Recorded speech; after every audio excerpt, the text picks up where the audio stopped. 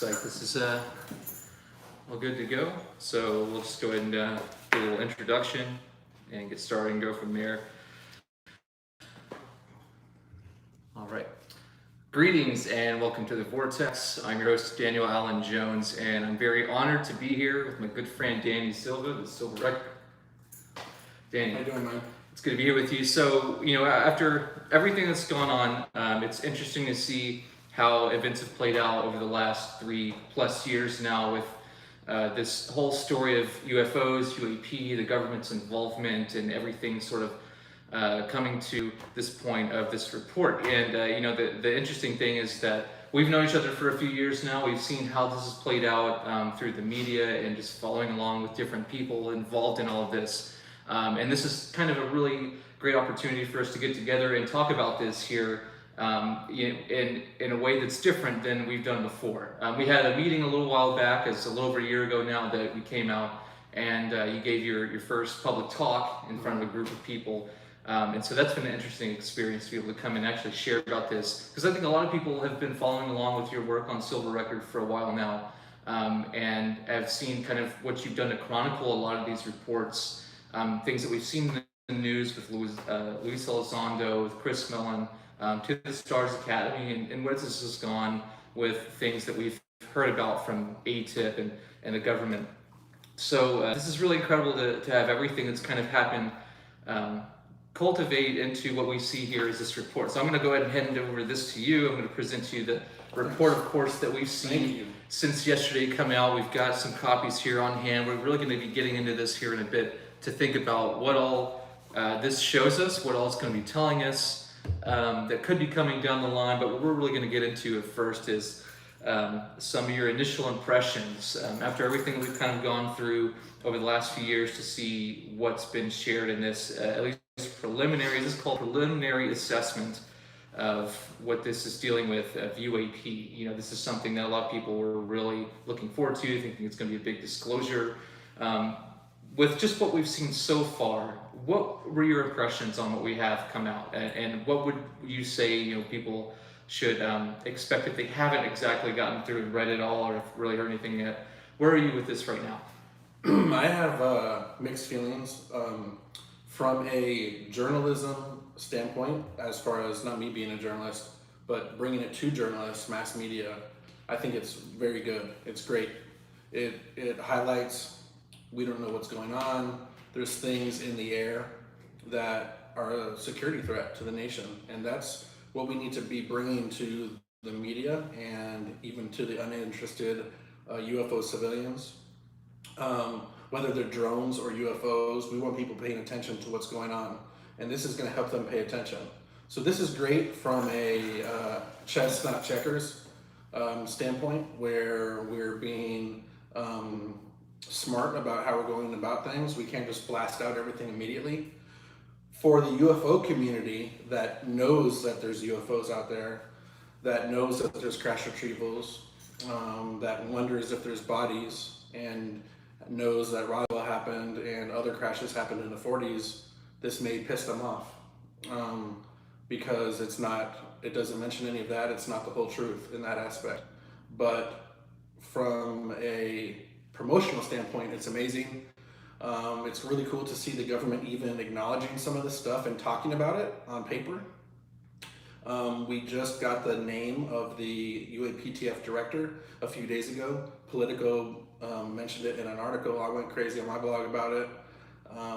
Brendan McCurden is his name, so that's really cool. I'm hoping he's going to come out and maybe do some press conferences or something like that. I don't know if that will happen or not, but we even have the name of the UAPTF director now. So this is really cool. It's something that can change the public's perception of what's going on. I felt like with ATIP, when the story first broke in 2017, a lot of media outlets were saying it ended, even though we know it didn't end because of Lou's words. So when they were reading the story, they were saying, oh, well, the government had a UFO program, but it ended. So that they could kind of put that in a box.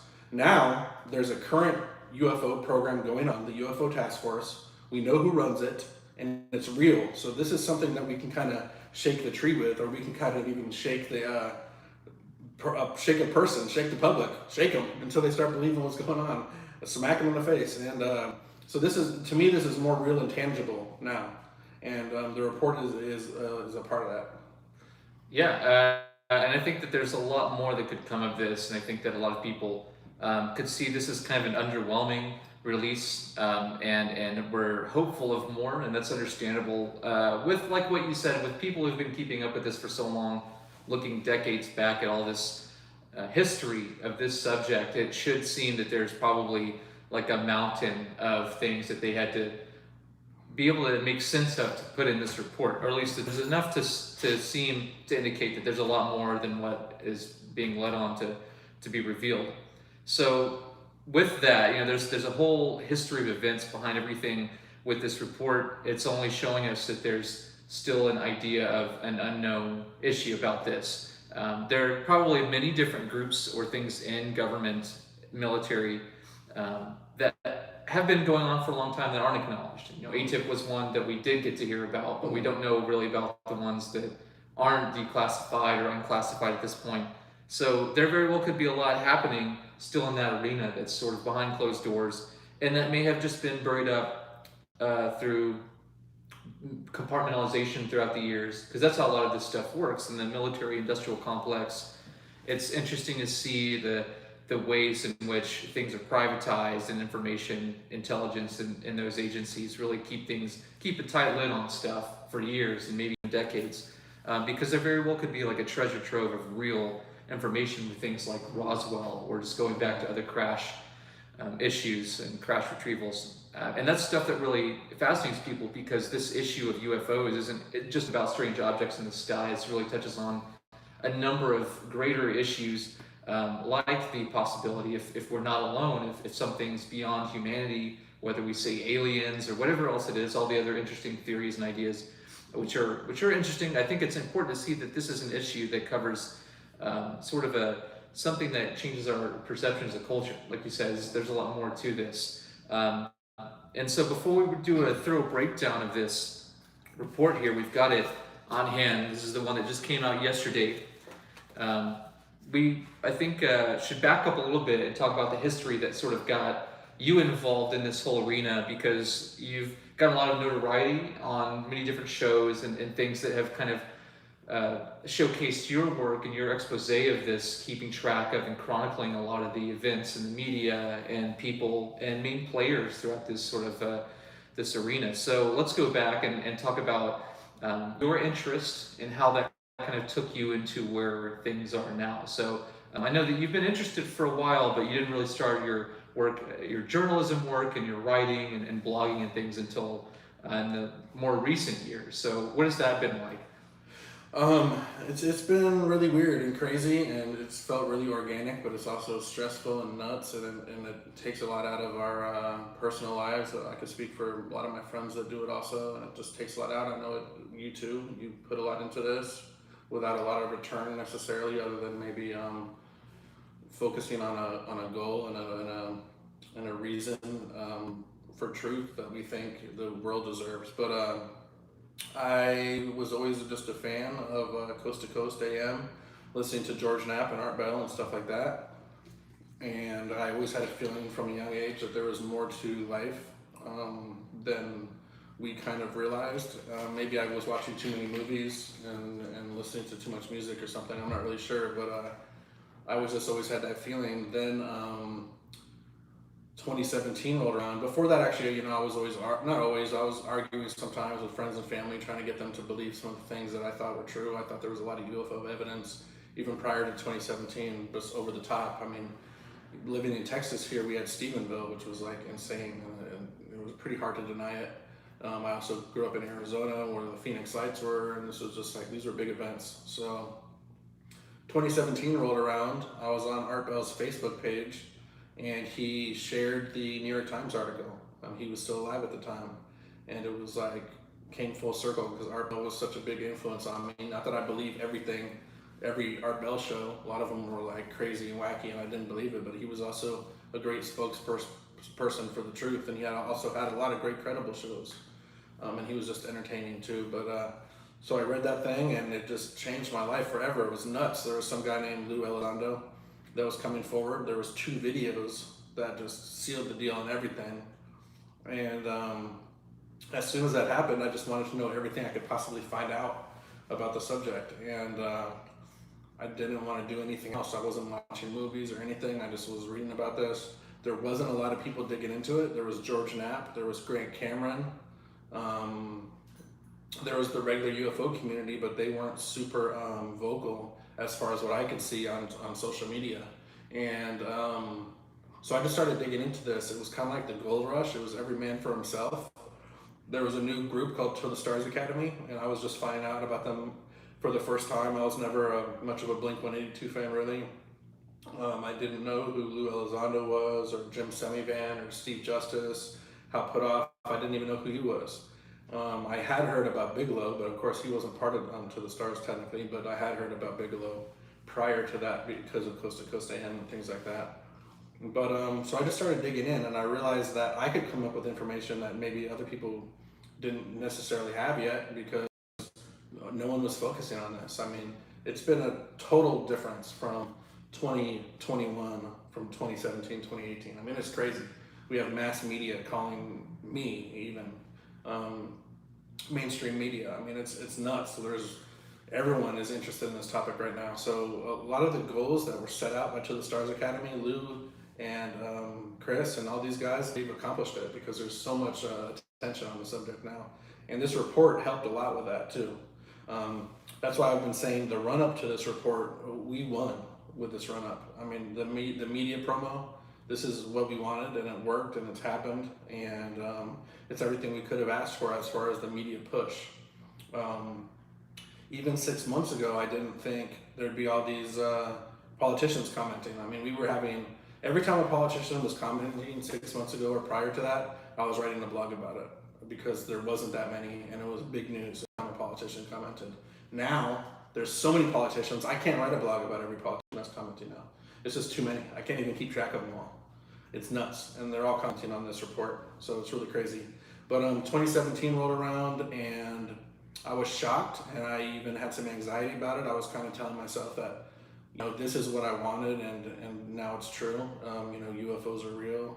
So that kind of takes some getting used to, even for someone that's interested in the topic, because I wasn't necessarily like 100% sure before that. And you know, now, then I kind of went through that on my own, and then I was just obsessed, and we started tweeting and being on social media. I did, and a few other guys, and they convinced me to start blogging because I was so vocal on social media. I never thought about writing before or anything like that, and we made a website, and we were able to break stories quickly, at least to the UFO community, not necessarily across the world or making them go viral, but you could go viral within the UFO community pretty quickly because it's a tight-knit group.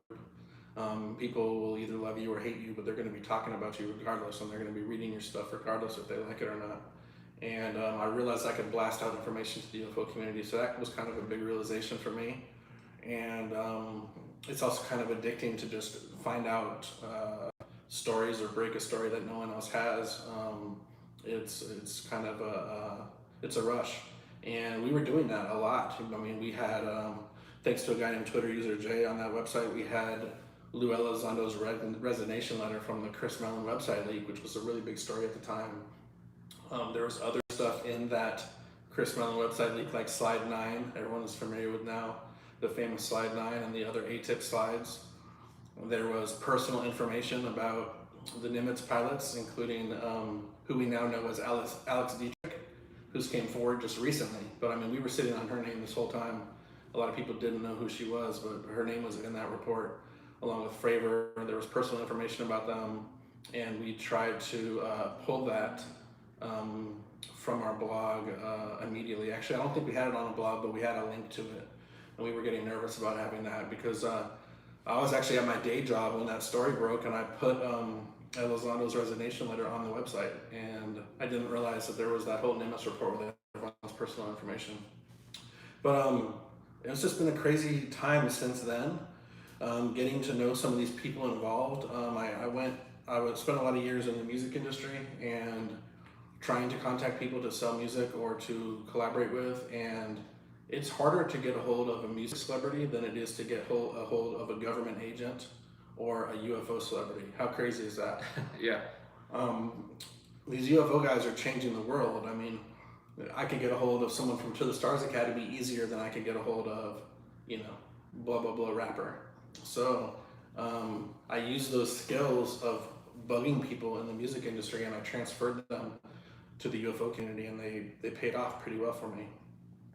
And I was able to make some friends, get some people to trust me or at least not hate me, and get some sources here and there, get some information and guidance from what I was doing. I don't consider myself a journalist, more of a citizen journalist, because I'm not trained. And it's kind of just been how it is from then. I mean, we've just been kind of going nuts this whole time. Every month, it seems like there's new information. It's a very fast-moving topic.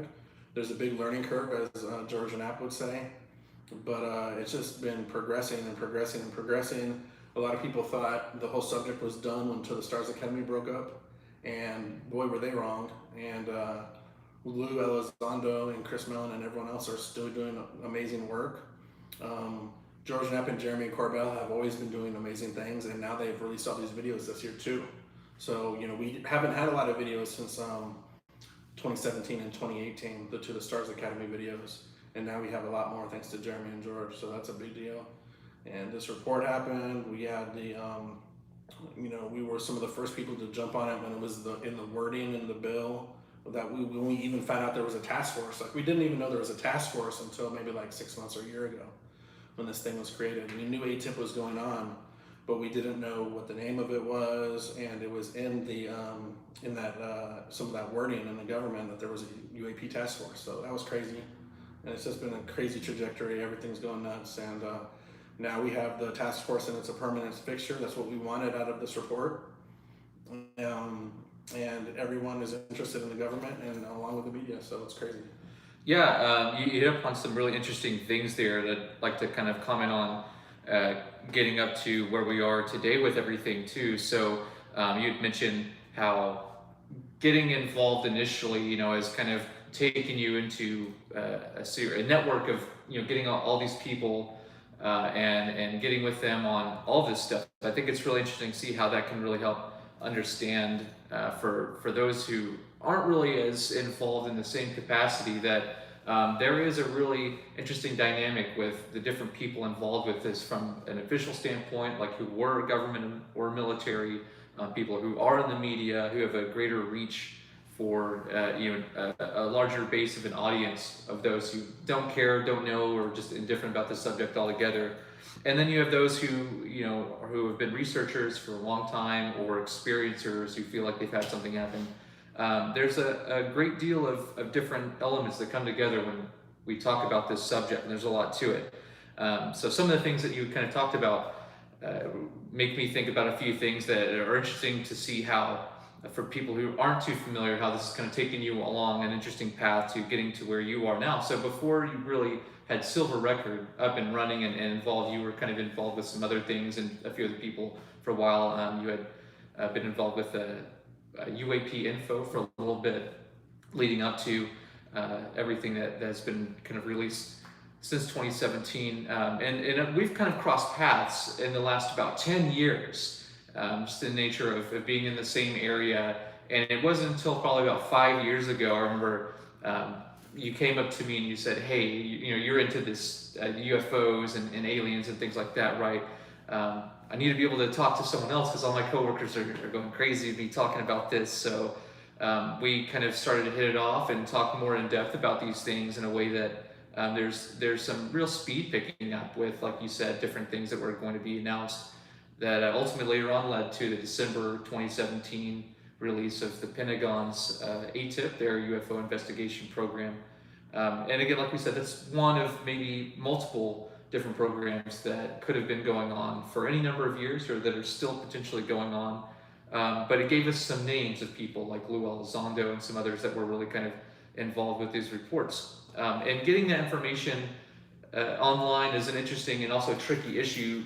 As you mentioned, sometimes you get a hold of stuff that has names, as people, things that could really throw some groups, people or different things under the bus, and that could cause some issues if, from different angles. But that's something that I think is an interesting part of information gathering and then sharing as well. So, what has it been like to come across some things in this process, and then seeing, leading up to what you've done with UAP info, and then up to that, Silva Record, holding on to information or knowing that there's some really things that are kind of sensitive and what could be potentially detrimental for some people's career or their reputation. What has that been like to come across things and then decidedly not release it or not reveal it in a way that could otherwise, bring something out?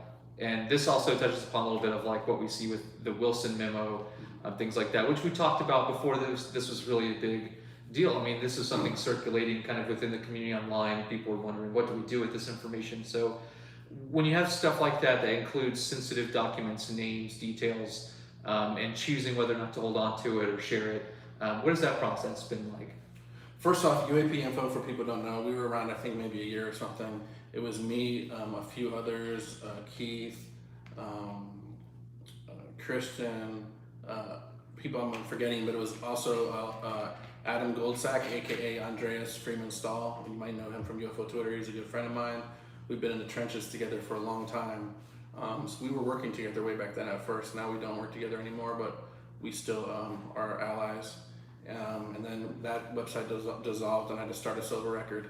But it's hard when you come across a story and you want to share it, but it's sensitive. And the thing about that is, if I thought that any story I'm coming across that I'm not always sharing is never going to come out, then I would think differently about it. Or if I think it's going to cause disclosure, obviously I wouldn't be sitting on it. But some of these stories, they're just kind of like interesting to people, and they're interesting to the UFO community, or maybe even they're interesting to mainstream media, but they're not going to necessarily change the world. And there's been various things like that since I've been doing this that I've had to sit on. There's one or two right now I'm sitting on because it's personal information about people, and I don't want to be blasting people's personal information out there. I just feel like that's not fair. And if it's not going to cause disclosure, I'm not going to burn a bunch of people because I know something that's private about them. There's been a few stories like that. We could have, the original Chris Mellon leak was probably the first time, actually probably wasn't. There was a few different things that I can name now. And eventually this stuff is coming out. Like, for example, the owner of Skinwalker Ranch, Brandon Fugel. We knew about that for years. I knew about that, who he was. I didn't publish it because he wanted to stay private.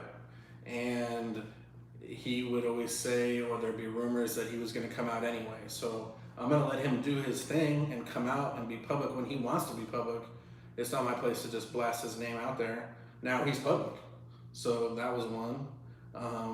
There was the Chris Mellon leak where we could have put Alex Dietrich's name out there. Everyone was telling us that she wanted to stay private. If I remember correctly, they even had like their phone numbers and stuff in there, in that Mellon leak. And some people had it in the UFO community. It wasn't just me or my friends. It was other people that saw that Mellon leak because then the website was taken down pretty quickly. But, we didn't share that all around there. And you don't blame me. You can blame the whole UFO community that acted pretty responsibly.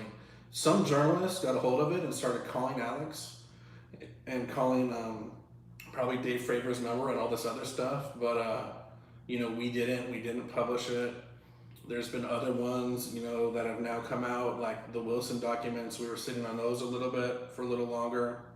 That was less people knew about that, but we knew it was going to come out, and it was very sensitive to Eric Davis's career. So we didn't want to be the bad guys. If 5 years had passed and it never had dropped, we probably would have put it out ourselves or something like that. But we knew it was going to come out because it was already on the internet and people just weren't noticing it.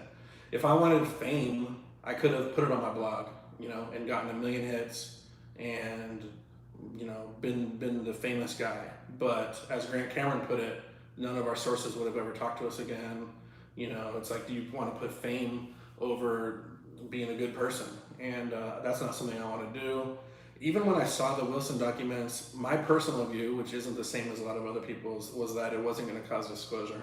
And it still hasn't. I think I've been right about that. I mean, maybe it will in the future. Maybe there's some hints in there that someone will follow up on that will cause disclosure. But I knew it was going to come out eventually because it was on the internet. So I didn't feel crazy about holding it back until it did. I didn't want to be that guy.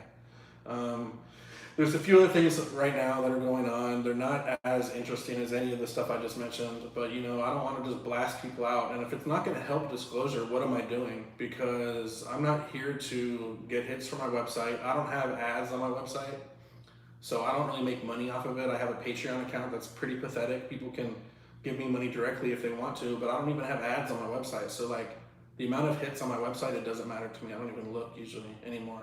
And it's just, I'm not in this to get money or even fame, really. I'm trying to help the disclosure process, and I'm trying to support the people that I think are credible and doing this the right way. Lou Elizondo is one of them, Chris Mellon is one of them, and a lot of these other great people. And so if I'm, it is a fine line. As a citizen journalist, I want to get information out to the public, but sometimes I'll wait until it's already out there for me to write about it, so I don't have to be the bad guy and putting it out there first. I didn't know the name of the current UAP TF director, Brendan McKernan. I knew he didn't want to become public, but I didn't know his name. And Politico kind of did the nasty, and they put it out there, and that's on Politico. So once Politico put it out there, it was okay for me to write about it. But I knew that he didn't want to be public, and he got outed last week. So that's one of those situations. But Politico did it, they're mainstream media, and now that they put it out there, it's fair game for us all to talk about. Right, yeah, so there are a lot of things that I think are relevant now to what has been talked about sort of behind the scenes for a while, and Alice Dietrich is one of them. We see that she's been like all over a lot of these media outlets here in just more recent times, like in the last few months, whereas before it almost was like that wasn't even a thing at all. She wasn't someone that was tangible, known, but not necessarily appearing on any of these interviews or programs. And now it's like it's adding, I think, to the basic level of awareness for people that otherwise aren't familiar with what's going on with the research, with the people involved in some of these, like the Tic Tac incident, the Nimitz incident anyway, but are trying to do things that help to maybe shed light on the issue. And I think that there are a lot of things people talk about, some of the debunking attempting to be done on certain cases, but only through known information. And that's really challenging when we have limited known information publicly. And so it helps to show, I think, that there are different vantage points from people all over for any particular incident like that. And it's something that can help corroborate whatever event that it was, to show that there were other things going on that have to be kind of considered. And so I think that will help also other people in government and military and just all around that have had experiences to come forward and say, look, there are other ways to substantiate these claims rather than to try to just debunk them based upon limited information.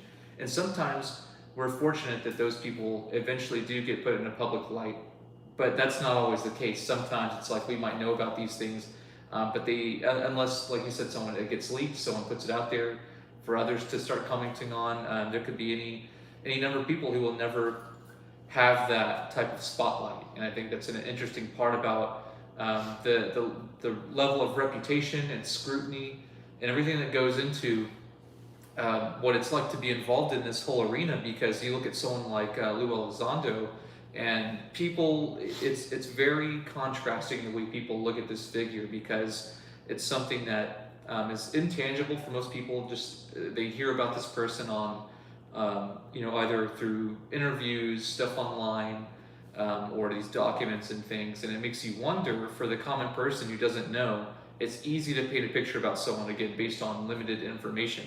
But as you know, and I'm going to play a little bit of like devil's advocate here, because for anyone who's watching this who may not know, or who's looking to kind of get an alternate idea, you and I both got to meet with Lou personally. And that was a really interesting experience in and of itself. but even still, there are people out there who think, that Lou and people like him, the ilk of the government cannot be trusted, and we shouldn't be able to kind of put these people as these roles of like the gatekeepers of UFO information or history or disclosure, all this stuff, right? So um, beyond the bias of just having a personal connection with him and having met him, what would you say for people in that position who are still like on the fence, who are thinking, this is sounds really interesting, this guy from the Pentagon who worked with the government has come forward, he's had this involvement for some years, but it's a little maybe suspicious to some of them who think, why now? Why is this relevant? What does he bring to the table that's different than what's already been done? And how can we trust and believe this person to the extent that what they're doing, their aims and motives, along with their predictions and all this, are going to hold up and make any sense for us? So, having met him and gone through all of that and corroborating in other ways, corresponding online and talking with them, what would you say are some of the biggest takeaways you've had from the public image of someone like Lou Elizondo, and then having gone, met him and talked with him in person, and then just having that personal correspondence, and then seeing how things have played out up until sort of where we are with the report? What would you say it's been like to be able to have that kind of relationship with someone of his stature? Well, when you and me met Lou, he was still into the Stars Academy. He wasn't doing interviews every day. The last 6 months, he's been doing massive amount of interviews. I mean, we're talking like an interview every day. It seems like he's going on every single podcast that asks him. He's a great leader and a great speaker. A lot of his biggest haters, I don't know if I want to name them all, Jimmy Church, John Greenwald, all these guys, they like him now. And People that have been like outspoken, like, almost against Tim McMillan was a big one that hated Lou for a long time, and now he's one of Lou's biggest supporters. So a lot of his biggest people that hated him, once they got to know him, they believe his story, they've seen what he's doing. I would say don't trust him. Don't trust Lou if you don't want to trust Lou, because that's a personal thing. Just look at what he's doing. Without Lou, To the Stars probably wouldn't have done what they were doing. We probably wouldn't have gotten the videos. None of this would have happened since 2017. So it's a really big deal what he did. So you don't have to trust him. Just look what he's putting forward. The only thing, I think the only criticism you could put on Lou, even if you can, would be the To the Stars thing. They took investments, and then the company isn't what it was. They didn't really do what they said they were going to do. They did what they said what they would do about disclosure. They did great. They just didn't create the technology they said they were going to create. So there were people investing into the Stars Academy because Lou was there. And then when Lou left, they got left holding the bag. And that sucks. And I understand that. But back to people not trusting government, people with government backgrounds, don't trust them. But, they have the best information. You could say the same thing about people in the UFO community, like, don't trust them because they're biased, and they've been arguing about this for months or years, years and decades. But I would say don't trust Lou. Look at what he's doing. He's doing amazing things. Chris Mellon is doing amazing things. We're closer than we ever have been. We have more transparency than we ever have. And it's just a big deal. So it's kind of like they're putting their money where their mouth is in a lot of ways. So that's what I would say about that. And what was the other points that you mentioned? Well, I think that, you hit on some good things there, because a lot of people, they see Lou and they see he's coming forward in, like you said, more recent interviews, whereas he'd been pretty exclusive on the things that he might appear on or something that would include him. So seeing his involvement now is actually, I think, helped to, like you said, provide transparency. And in doing so, again, there are some different people, a lot of different viewpoints. There's people all over the spectrum of opinions, beliefs, theories when it comes to all of this stuff and UFOs. And you have some people who are adamant opposers of someone like Lou, saying that this is basically almost to the extremity of saying con artist, disinfo agent, and just really taking it to the extreme of saying like this is all set up to be used as a ploy to basically pull wool over people's eyes and think that maybe there could be something, an agenda at play that he's a part of. And, again, just playing devil's advocate here, because when you and I met with him, he was really forthcoming, he was open, and I think that, it would be easy to talk about all those really reassuring things. But for all those people out there who didn't have that personal experience like we did meeting him, it's easy to see how you can paint someone in a way that, oh, they were government, they had insider info, of course he knows things, he's not going to tell people, he must be in on something. I think a lot of people, it's easy to sort of jump to conclusions and almost even into paranoia. Plenty of conspiracies out there, we don't even have to get into any of that, but the idea is that some people really think it. Even within the UFO community, there are some adamant opposers that we shouldn't really be involving, leaving UFO disclosure, as it were, like up to this whole government situation, because then it puts it in the hands of them with this idea that there could be this ulterior motive, something behind the scenes that is sort of part of a grand plan of deception or something. Some people really think that. Do you find that there's any reason to suspect that maybe there's a possibility that these people know of something at play that isn't being talked about? Like, obviously Lou knows things that and he's told us before, like he can't comment on, he can't say. Do you think there's any possibility that someone like him or any of these other people we've kind of seen involved with this, that know of something to the effect of a greater involvement that is maybe not just an event supposed to happen, but like played out over time? As many people seem to think, this whole idea of disclosure isn't just like this, them coming out and saying this is it, this is our big report, but this is like an ongoing, step-by-step, maybe multi-year process that could have some big implications, both like good and bad. Whereas like it's one way to say, okay, this could be setting up a real highly efficient program on the behalf of the government to look into this stuff in a good way. And then again, other people could say, well, they're getting ready for Project Bluebeam, they're getting ready to bring in this UFO deception, call all the world's nations together and unite us under the guise of an alien threat, which is nothing new. People have been talking about that for a long time. But do you think there's any credence to these ideas, or this sort of backlash from people? And on one side of things, it's interesting to see, like even in the UFO community itself, it's very divided. You have people who think Lou is totally just out to scam people and give this picture that this is all UAP is a threat, and that it's all something that we shouldn't rely on them for. But also, in addition to that, just to mention, and this kind of gets into some really deep stuff. Lou has talked about the idea that there are people still in government and military who have their hands on this stuff, that know something, that really consider this to be evil and demonic and want nothing to do with it. And we talk a little bit about the Collins elite and the things that really show that there's something about this issue, even from the government, that is looked at in a very divided way. So with the idea that there could be some kind of deception, motives of deception at play, and maybe someone like Lou is involved, where does that sit with you? Do you think there's anything that would give that credence? I don't think so, but it's a personal opinion, and we always have to watch out for that. We have to remember that a lot of the people that are now hesitant to believe Lou, or even just to consider what he's doing as good, are the same people that have been asking for someone from the government to come forward for decades. They've been asking for that, and now that happened, they're saying screw him. So they can't have it both ways. These are the same people that wanted this to happen, and it happened, and now they're not happy.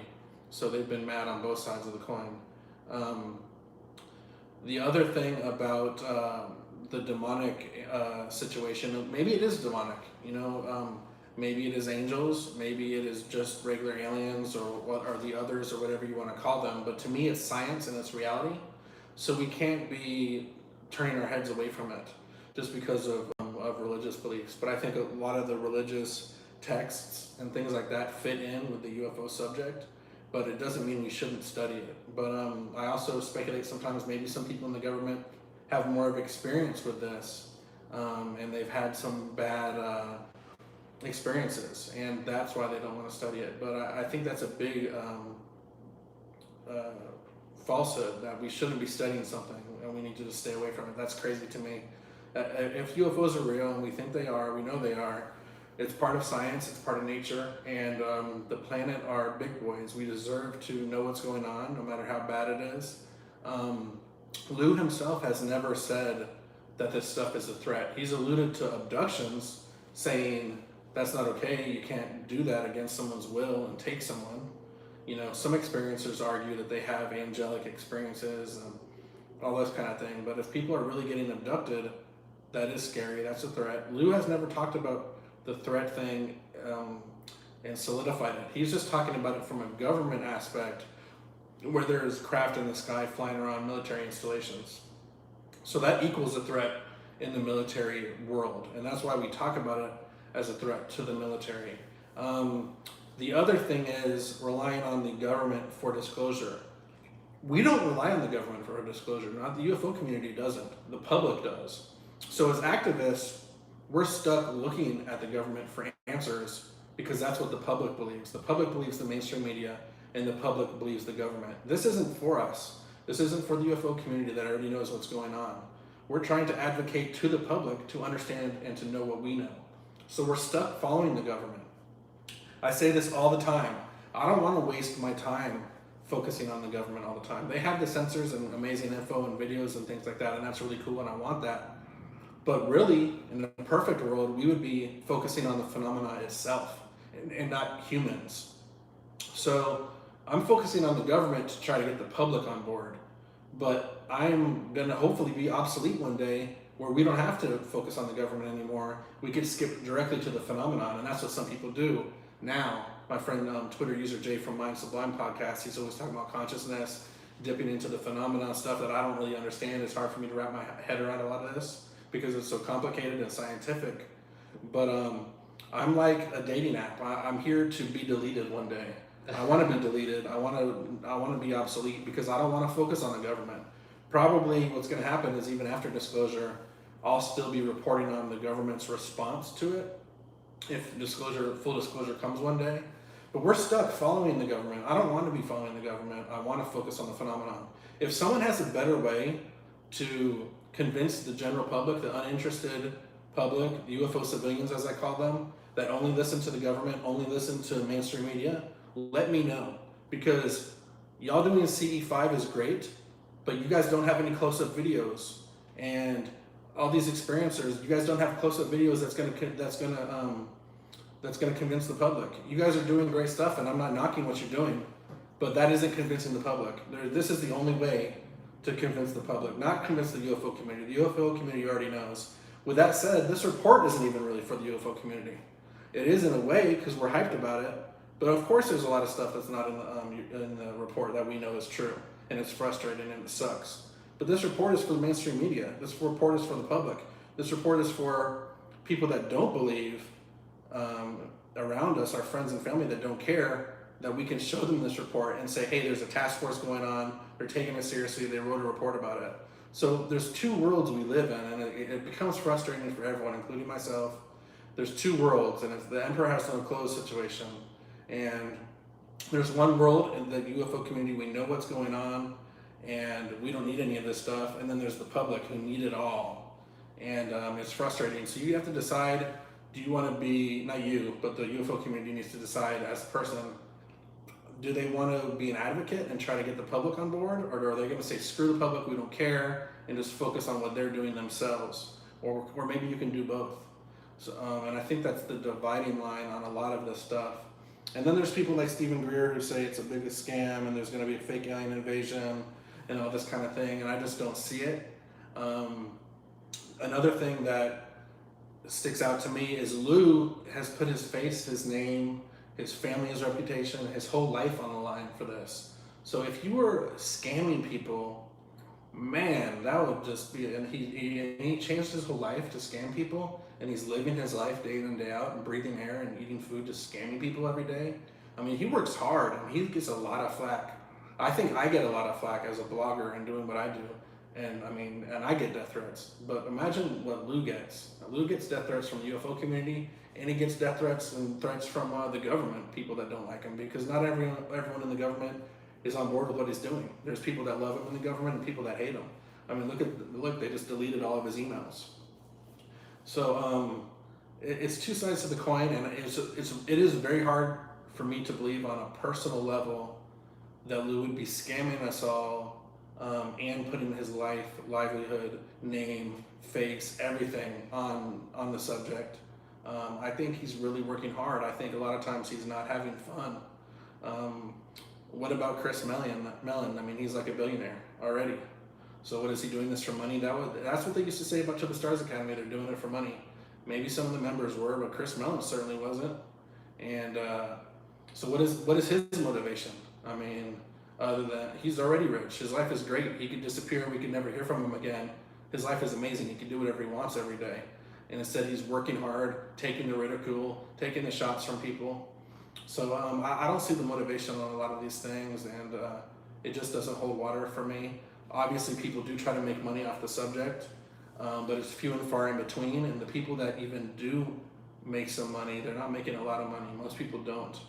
There's a few people that actually live off this stuff and don't have a regular day job, but there isn't that many. But I digress. But I just don't see Lou putting his whole life on the line to make this stuff happen.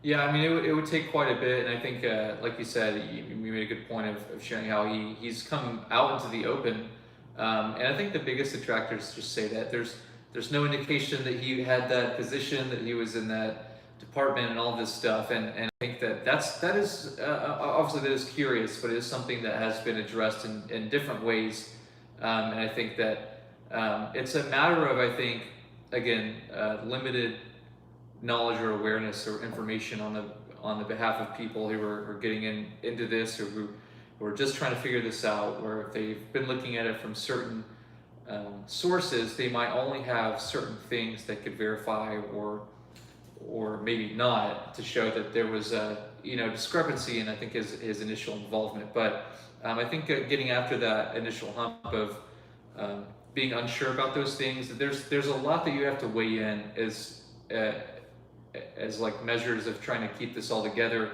in the event that it was something deceptive. There's just a lot that would have to weigh in on cooperation between so many parties, and it's hard for people to really understand, to wrap their head around if that is the case. How does that work? It's kind of like that with secrecy overall, how you can keep something so tight-lipped for so many years, and then somehow it makes sense. And I think that's why a lot of people are skeptical on just various conspiracy theories and things. So yeah, there are different viewpoints and ways that people see someone like Lou and this idea of where this is all going with the government's seemingly renewed interest in this whole thing. So kind of leading up to what we have here with the report, which of course was embedded within the COVID relief fund, this bill that was put out during the Trump administration last year. You have this sort of inadvertently thrown in there because of this the UAP task force and this whole thing in Congress now, which is kind of a big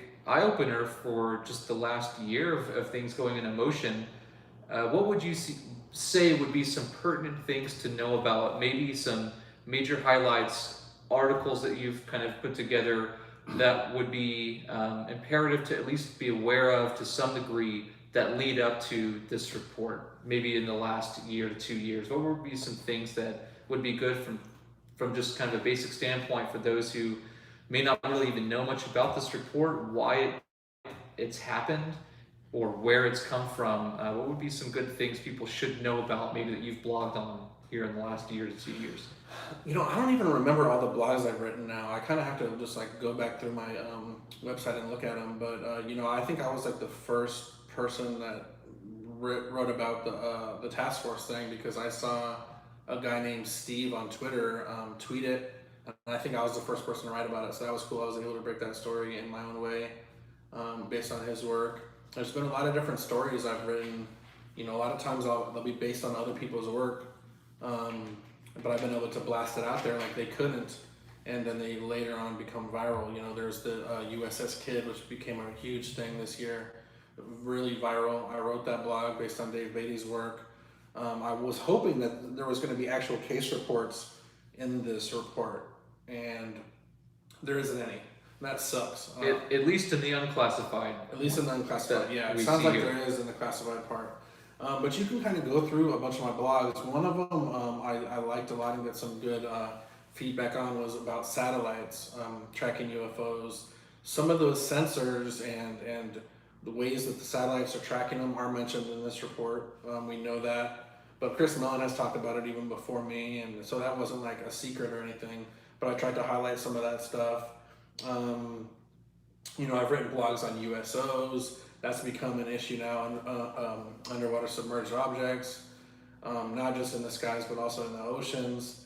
I think there's a lot of attention being paid to the ocean right now, including by intel agencies and the governments, just because there's so many sightings by Navy and other people in the ocean. So, and Lou has said it himself, there's congruencies with water and nuclear and other things too, but those are the two we know about. So that's a good blog that I've written over the years. I'm not sure. There's I'd have to go back through on my website and look, but you can see the trajectory of when these things broke, and each blog kind of builds on the next one in some ways. So if you just skim through it, you can even start from the beginning, and you can see the progression since like 2018 or whenever I started my website, and you can see how everything has built up. I mean, there's been times when Lou wasn't doing an interview every day when he was with Tour of the Stars Academy. He was really busy, especially when he was filming Unidentified, which he was filming when we met him. And, you know, he wasn't talking a lot, and we kind of had to come up with our own news.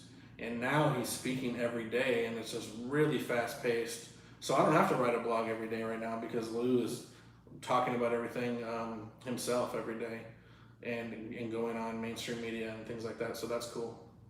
Yeah, you know, there's a lot that I think's come out, and leading up to this, it's helpful to know about this sort of like resurgence of renewed interest on the behalf of the mainstream media, picking up on a lot of these issues of UAP with the drones and different things that have come out from Jeremy Corbell. It's been posted all over, and of course, you know, Lou coming out and making some statements. A lot of people seem to get the impression that.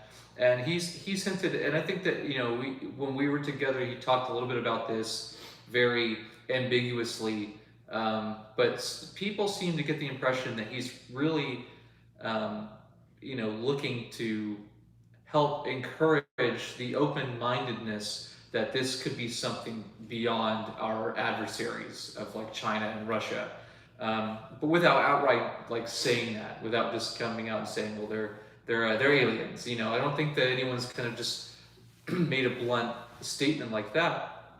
But it seems like from, you know, having the conversation with him and seeing how he's shared on some media platforms, that people are going to need to really be considerate that this could imply something else, and without just outright saying it's extraterrestrials from this planet or this star system.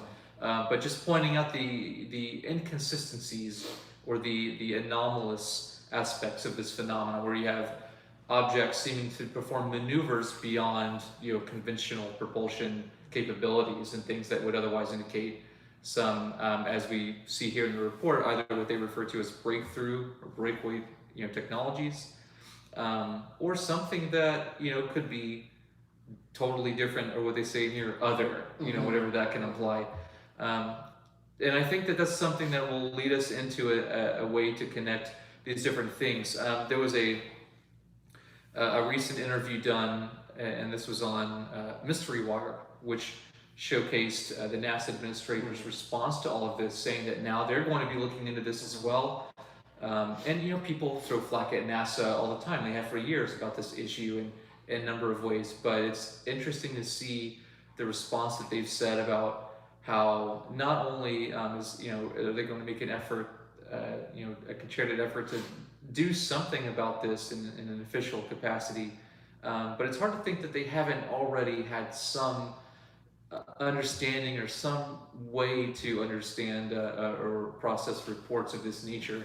But also, what was interesting about this particular um, interview is that when asked about what he thinks they are, he deferred to how NASA has a whole division called SETI, which is the Search for Extraterrestrial Intelligence.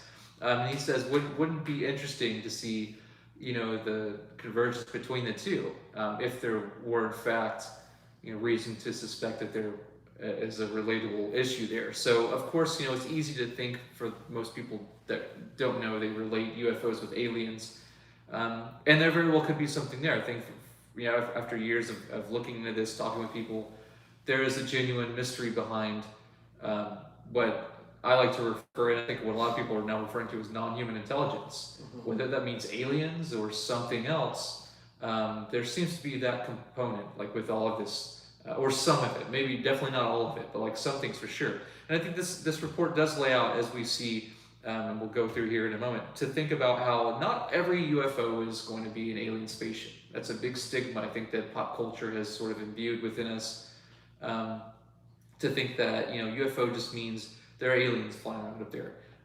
There could be plenty of things out there that are totally normal and mundane that people just misidentify and misconceive, that is in no way extraterrestrial, and that's totally fine. That's a big part of what this is trying to do, is assess any potential threats. And people in the UFO community have been attempting to do that for years. But with someone like Lou and anyone in that official capacity to come forward, even like this, the NASA administrator saying, wouldn't it be interesting to think about the possibility? That seems to be, to me, indicative that there could be a way to set the stage. And now that we have this sort of in effect with the UAP task force, that now, if in the event that we suddenly have the announcement to be made at some point in the future, we have a platform to address that. Whereas up until now, we haven't, at least officially. Because up until now, unless they said, yeah, aliens are real, and here's a big case, someone saw something, and they determined it was aliens. I don't think it's going to play out like that. Maybe some people do. I think that's kind of wishful thinking, but in the event that anything ever did seem to lean in that direction, at least now there are things that have been set, that have been pretty much set the stage for such a scenario. Do you think there's any kind of deliberate means for that with what we're seeing happen for the process of what this report is setting up? The whole idea that now that there's a reporting agency, that they're looking to take this a lot more serious. Do you see this getting to the point to where they're setting the stage to announce the possibility of something beyond humanity, whether it's aliens or otherwise? It's really hard. I call it non-human intelligence all the time, and even that word just doesn't work. And if you read some of the books that Tom DeLonge and Peter Levenda wrote, they were calling it the others, which is funny because then this report says other. But even calling it non-human intelligence doesn't really fit the bill, and I need to stop saying it, but I do all the time. But we don't know if it's humans from the future, or it could even be humans, some breakaway human society here, some James Bond villain or something that lives on an island that we never knew about, or some group of humans that live in the ocean, or anything. It's all wild stuff. It's crazy sounding, but we don't know what it is. So the word "other" really does fit best, because I can't think of a word to call them, because we don't know if they are humans. Yeah, again, it's the emperor wears no clothes thing. We know there's a bunch of programs in the government. There have been for decades and decades. There are currently now. It's not just the UAP task force. That would be ridiculous to think that. And so they're kind of putting out what they can to the public. Also, I think there's kind of a battle going on, or there was at least. I assume there currently is, because the UAPTF, the task force, it changed directors. And I wrote a blog about this recently. The director before this was much more highly regarded, and he was going to supposedly kick up a lot of dust and kick some ass and get us some answers. They basically transferred him out, brought in this guy, Brendan McKernan, and he was supposedly more by the book, not wanting to upset people, and probably not as good at his job. I don't know if that's true or not. That's just the rumors. People are telling me to go easy on him. I am trying to. I mean, I support him. He's a task force director. At the same time, I'm telling you what people have said on the record. It's not just rumors. You can hear people intimating some of the stuff, like Robert Bigelow and others. So we're not sure what's going on there. But just because you're in the task force, this is how I understand it, or even in ATIP or whatever it is, it doesn't mean you can know what's in an unclassified or unacknowledged special access program. You can know what's in there. It doesn't mean you can take it back with you and use it at ATIP. So you can know something's over there, but you can't bring it over to the task force and talk about it in the task force because it's highly classified, or maybe they don't even know. So for a while I was thinking, and I was, more than thinking, that there was kind of this war going on between the task force, which is transparent, even ATIP, which was pretty transparent, even though they were secretive, and these special access programs, which are like way off the books, or even if they're on the books, they're super hard to get to that information.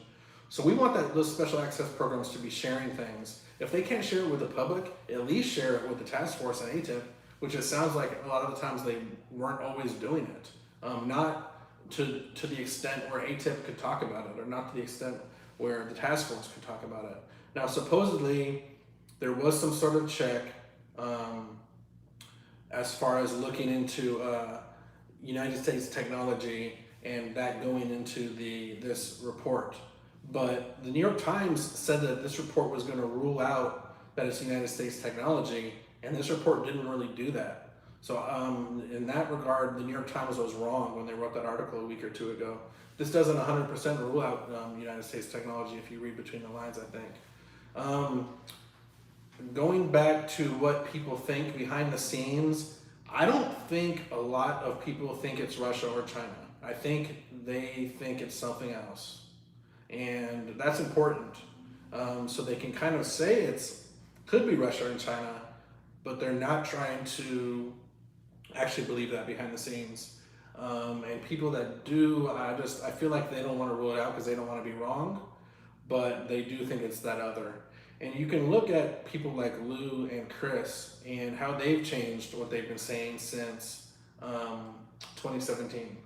At first it was just UFOs, then we started hearing about metamaterials like a year later. Then they were really careful. They would never say aliens. On Unidentified, they were never saying aliens. In the last episode of Unidentified, they were kind of hinting at aliens. Now, Chris Mellon just wrote a blog that said, don't rule out the alien hypothesis. Lou is basically intimating it's aliens now in a way. They're trying to be responsible, and they're trying to show people the evidence. So it's hard for them to say something if they don't have 100% evidence, or even if they do and they can't share it. But we've seen the changes in what they're saying, and I think that's really important. And it's important to read between the lines and see. And I'm just wondering how far along we'll be in another year or two, because we've come so far already.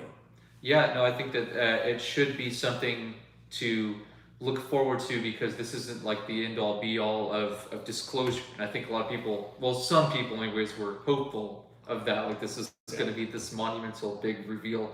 And I think in some ways there are some really good things that can come from this. It could also be seen as underwhelming, but there are some things that I think are helpful for us to see where this can go and where this will take this subject, not just in an official capacity, but like you said earlier, this is something that's going to reach more people than UFO stuff that's going on. I think, having been involved with this in the community for a number of years now, and I think it's all great. There are a lot of cool events, great things going on, organizations that are attempting to do good work, people, and not to, particularly call anyone out, but UFO conferences, festivals, events are not reaching millions of people. The mainstream media and press releases and government announcements are reaching millions of people. This is what I think changes the majority of the population's basic level of awareness on this subject. And it's like what you said, people in the UFO community, they already are kind of familiar with a lot of the stuff or the process, and aren't reliant upon this, the government or any government entities to make that decision for them of what is being disclosed. But I think overall it's important to see the convergence of both sides of civilian work and then official or government work and military work being done in an attempt to address this issue, and not just the issue, but to provide transparency. That to me is important because it implies something. They could be doing all of this stuff without ever having announced it to anybody, making it public, but them doing something to bring it to the public awareness and to the forefront almost of what we see on the mainstream media weekly at this point is a big deal. I think that not a lot of people have really caught on to that, but this is like a social, I think a form of social conditioning for something that could be coming in the event that it does come. Not to get too prophetic about things, because I think making predictions can be very hit or miss, but just to see the series of things play out and knowing that government works in a way that they usually try to follow a constructed plan, some kind of contingency of an act or some kind of proposed effort. And I think what we're looking at with this preliminary assessment is as the first step of maybe many, like what you're saying, to see what this is going to be like in the next year, or the next 5 years could be completely different than what we know anything to be. So let's just jump right into this thing, because this has got a lot of very standard information. I think it was tailored for it, or rather it wasn't tailored for the UFO community. It wasn't made out to be like this thing with a bunch of big buzzwords that UFO researchers are going to say, this confirms Roswell or something. There's nothing in there that I think really stands out in a way that is trying to tailor to specific communities of people who are into this. But in another way, there are things, however, that do, I think, indicate that there are some specific things that it outlines that maybe could hint at a larger understanding and involvement in the classified report, which we haven't been able to see. I think, what was it, Rubio said that if there's some spicy stuff, it will leak, and eventually I think that in some way it'll be more familiar as time comes. This just came out, this is brand new, and let's just get into it. So, of course, first page here is just the title cover telling about the preliminary assessment. That's just the first, hopefully, of many of these, and I think Lou has talked about that before. This is just a phase by phase thing that it looks like they're trying to set up. The scope and assumptions, I think, are important. Just to reiterate that they're looking at this, as it says here, they're looking at the assessment of the threat posed by UAP and the understanding of this threat. It's not saying that UAP is necessarily a threat, but the threat that it could potentially pose, and as it talks about later on within strategic airspace and things like that. The assumptions, of course, is that that the sensors, I think this is a really important part of this as well, is that it talks about how the sensors that register UAP generally operate correctly, and that sometimes UAP may be attributable to sensor anomalies. And it could be that maybe our sensor technologies, even in, it's funny to think about, all this stuff that's coming out here recently and being all over the news, and then people coming, these armchair researchers and just internet keyboard warriors who have this all figured out, saying it's this or that, but this is debunked.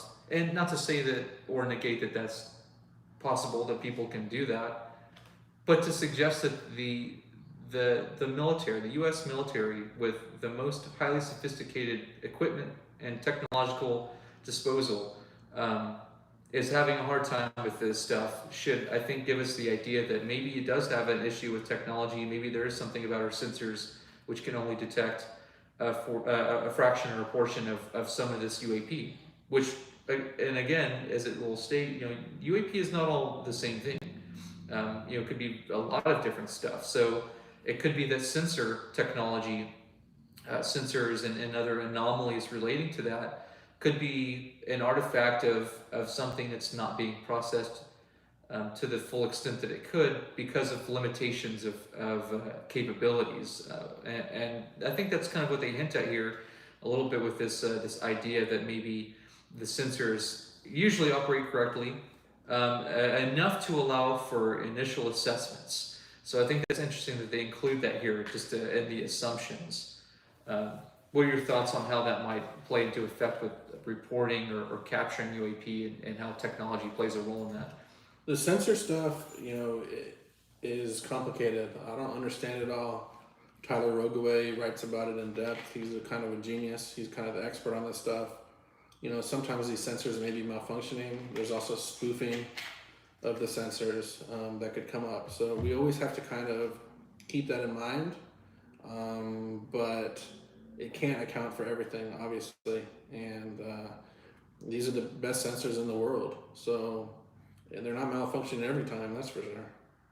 Yeah, I mean, I think it's understandable to say that, okay, it's everything can't work perfectly, but this is like, this isn't just off the shelf stuff you're gonna find at retail stores. This is like highly sophisticated military equipment that is attempting to be used in real situations. So to suggest that it all comes down to interference or something, sensors not working.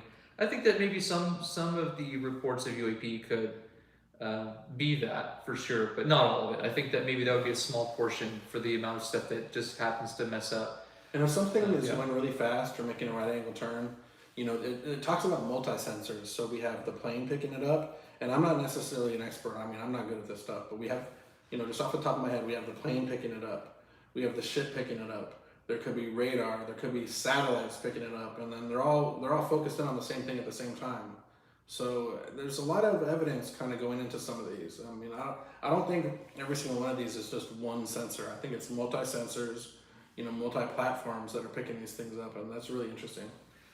Yeah, and moving along here, they give the executive summary, which is the limited amount of high-quality reporting on UAP hampers our ability to draw firm conclusions about the nature or intent of UAP, which that's understandable. I think that's been the case all along because UAP itself is a very ambiguous issue. And I think that because of this, it's hard to really pinpoint certain qualities unless you find trends and patterns, which it does get into. But there's a part here that I think is really important. It says, because the reporting lacked sufficient specificity, ultimately recognized that a unique tailored reporting process was required to provide sufficient data for analysis of UAP events. This to me seems to indicate that there could be technicalities when requesting information, dealing with the wording, with certain document specifications, like being able to get almost like a file Freedom of Information Act request, FOIAs. If you don't word them correctly, you might miss something. Just barely, just because of a technical issue or something like that. I'm wondering if it has something to do with how information is being concealed based upon our ability or their UAP task force ability to even acquire it due to specific wording and things which otherwise become kind of an inconvenience whenever we're looking at trying to get information, because they could be asking very specific questions and just change slight things about events, dates, times, certain things, and get a lot of information in some places and then almost none in others. I'm curious to see how this will affect their ability to cross-relate intelligence community information. And that's why that other page that came out yesterday, they were kind of streamlining it. I felt like a little bit. They were saying it has to be reported within 2 weeks. And some of that other stuff. So I think they were kind of reacting to that statement right there and trying to maybe fix it a little bit. So that's positive. Yeah, of course, it goes on to say here, as UAP has unusual flight characteristics, some, a limited number, and then it says there are probably multiple types of UAP requiring different explanations based on the range of appearances and behaviors described in the available reporting. Of course, that's absolutely the case. I think that's a really important and sobering statement. It's nothing exciting or surprising, but it's actually important, I think, that they included that just to outline that, UAP is not all the same thing. UAP doesn't mean alien spaceship. It doesn't mean Tic Tac. It doesn't necessarily mean that it's some kind of unusual object. It just means that something couldn't initially be identified by a particular set vantage points from pilots, crew members, or whoever. And that maybe in some ways it does have a mundane or simple explanation. Of course, it says that UAP clearly pose a safety threat flight issue and may pose a challenge to U.S. national security. To me, this is an interesting question I would pose to everybody. I would say, do you agree with this? Because that's something that I think a lot of people have a discrepancy about. Some people are very adamant that UAP, in the instance of it being intelligent, non-human intelligence, as we said, others, whatever that is, that there's no way that some kind of advanced form of intelligence would be a threat to us, and that they've surpassed that, and all these things. I think that there are interesting comments that could be made. What are your thoughts on this? Do you initially agree? Maybe do you feel strongly for or against this idea that UAP poses safety of flight issue? I would say they definitely pose a safety of flight issue, because even if they aren't crashing into things, they're getting very close and they could cause the pilots to react and kind of, swerve. Also, there's been rumors, at least, we haven't had any cases that we can prove, but there's rumors from various different people where, if a UAP gets too close to you, you're getting radiated or whatever like that. So I'm sure there's tons of injuries. You can look at the Kit Green Defense Intelligence Reference Document, and those injuries are occurring to military personnel, probably not just on the ground, probably also in the air, in the ocean, who knows where.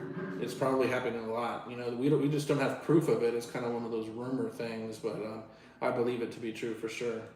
Yeah, I think it's another dividing issue, because some people don't like the idea that UFOs are being called or are looked at as threats, because I think it's something that it's an opinion thing. It's also sort of a bias thing, but realistically and even objectively, it makes sense to see things that you aren't in control of, whether they're adversarial or not.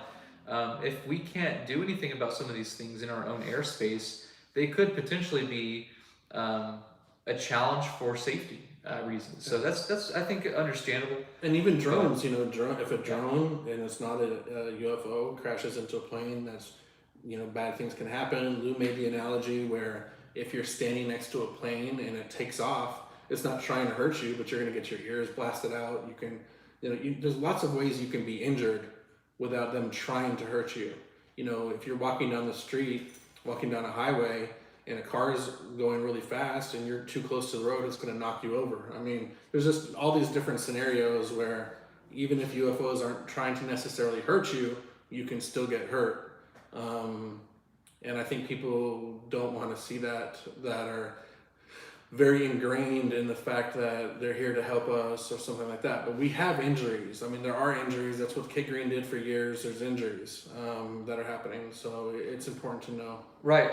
And just a little bit on that note, you look at a story of someone like Travis Walton, who's probably one of the most well-known abductees when it comes to this idea of like alien abduction. His whole deal is that he seems to be under the impression that he ran up to the object, and of course he's the subject of the movie that got made about his experience called Fire in the Sky, in Arizona, from where you're from. And his whole thing is that he basically, on impulse, ran up to this unknown object and was struck by this beam of light. He felt unintentional. He felt like it wasn't malicious. It didn't mean to harm him. It was almost a safety thing, and almost maybe that he, it happened by accident. It wasn't intentional. And that I think the whole interesting part of that story also is that he, let's say if that was the case, a lot of times it's almost like roadkill. You hit something and you're like, oh man, didn't mean to do that, but what can we do? Well, I guess in their case, whatever happened to him, they got taken care of and he got brought back. So it makes you wonder to what degree, if that is really the case, and that's like a whole can of worms, but it's like, in that event, if that's really what happened, they might not have intended to injure him or to kill him if that's really what happened. And then, of course, they thought so much of that situation to help him out, bring him back. And they didn't have to do that. just to think that if that's really how that played out, that could mean a lot for us. That shows that there was some kind of intention to be helpful in an otherwise inadvertently kind of tragic situation where it was sort of threatening to him. Mm-hmm. And I think that it makes you wonder, that's just one situation that a lot of people know about. Think of all the ones that we have no idea. So it very well could be that inadvertently they posed a threat. Yeah. Not directly, but just through proximity, maybe like you said, radiation, because there's a lot of cases with that. And how put off, one of my favorite comments of his is he said this in his speech in Las Vegas, was if you come across a craft and it's powered up, don't run up. He said it real bluntly, and you can be harmed. And then of course there's the whole abduction thing. If abductions are real and they're taking people, that is a threat. But people can argue about that all day, and they do. Yeah, I mean, it's really interesting to see, even for people, I guess, who specifically are interested in the entity interaction and the whole aliens issue. You have people all over the spectrum that think, maybe if there are abductions going on, this is a huge deal. It's not all love and peace and kindness and things like that, but there's a serious thing going on which we just don't really understand the inner workings of, and that doesn't seem okay. And then on the other hand, you have people who think it's all just there are no abductions, and that there are only peaceful interactions, that they mean well, they want us to all come together and unify. Those are all great altruistic ideas, but I don't know that it makes any sense with what we actually see happening with the data we can collect to use. And I thought this is what's interesting about this last part of this page here. It says, just going on about how to really streamline the process. And of course, it says some of these steps are resource intensive and would require additional investment. And that right there is the only line in that part that's not in bold, which probably should be the only line in bold on that, because I think it's kind of the fine print of them saying we really need some major help to really get this stuff done. And I think that that's a huge understatement, because that's putting it kindly. I'm sure in the real report the Congress got, it's like its own whole section of a breakdown of what they need. Because this is really what it gets into, is this, available, this next page here on page 4, available reporting is largely inconclusive. That's the case with any reporting agency. You look at something like MUFON or anything like that, they get in a large volume of reports that are otherwise, left up to people trying to make sense of things based on what it says right there, limited data. That's been the whole case with UFO research all along, forever, is limited data, is not having enough of information, technical information, organic information from eyewitnesses and stuff. You either have big pillars of these things, one or the other, or just a few. But like you said earlier, with all of the different ways that the military has to use, it almost on the other side of this stuff, on the other end, is it's inexcusable to see how limited this report actually is. There are some gems in here, don't get me wrong. I think that there's some good things that we can glean from this, but it's almost like knowing it's not just some civilian reporting agency that's limited on someone submitting a handwritten report. Like you said, you've got all of these sensor capabilities, satellites, and other highly credentialed things that I think help show that it's almost inexcusable, the lack of detail or case reports shown in some of this from multiple vantage points. So I don't know why they didn't. It's kind of rhetorical. I think we understand that this is a preliminary report and it can only include so much for the public to digest. Again, this isn't tailored for UFO people trying to sift through and find all the nitty gritty things, but I think that it does a good job to lay out that there's limited data in all of this stuff. And it says that there are a lot of observations made, but were never captured in a formal or informal reporting process, because that's an important way that we look at any historical UFO case, is that sometimes it was just word of mouth, sometimes it's just some independent person, it could be us in this as civilian operators, trying to make sense of this in some way, who don't have the same resources that government officials or professional media people have. We're doing something that is along this lines, but maybe just they're looking at this in a way of trying to, like we were saying, streamline it, get it all official, have everyone in the DoD, as you said, we'll touch upon that new document here too. Out of 144 reports, 80 we're using multiple sensors. So even there, we still are struggling to figure out like what's going on with some of these with multiple sensors. And I like this big block in pink. I'm glad that they sort of like set this section aside because I think it highlights an important issue about what it says here of collection challenges. This is probably one of my favorite statements in the whole document right here. So socio-cultural stigmas and sensor limitations remain obstacles to collecting data of UAP. This hasn't always will be, I think, the case until something changes. Not with government, but with UFOs all across the board. We've always been ridiculed. Just people looking into this stuff, people with experiences, people looking to report things or just understand the situation, and the technology available.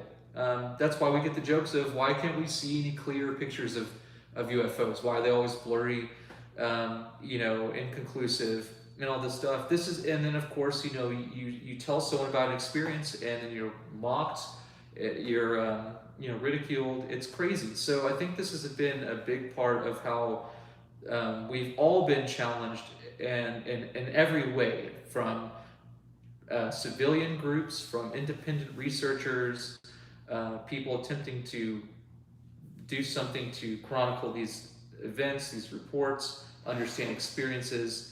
And now the government is saying the exact same thing. I think that this is a pretty reassuring issue to see how, even what it says right here,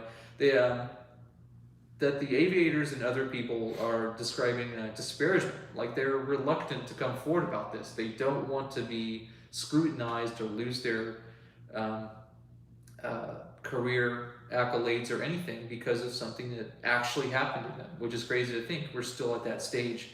And so of course, the sensors and all of the technology, I think, is an important part of that. Like we said at the beginning of this report, what can we do to learn how sensors and technology is playing a role in its limited capacity to detect some of these things? Maybe we don't have all the things there to see this stuff, so to speak. And then, of course, it talks about breakthrough aerospace capabilities, thinking about whether or not we can detect if it's an adversarial form of technology or not.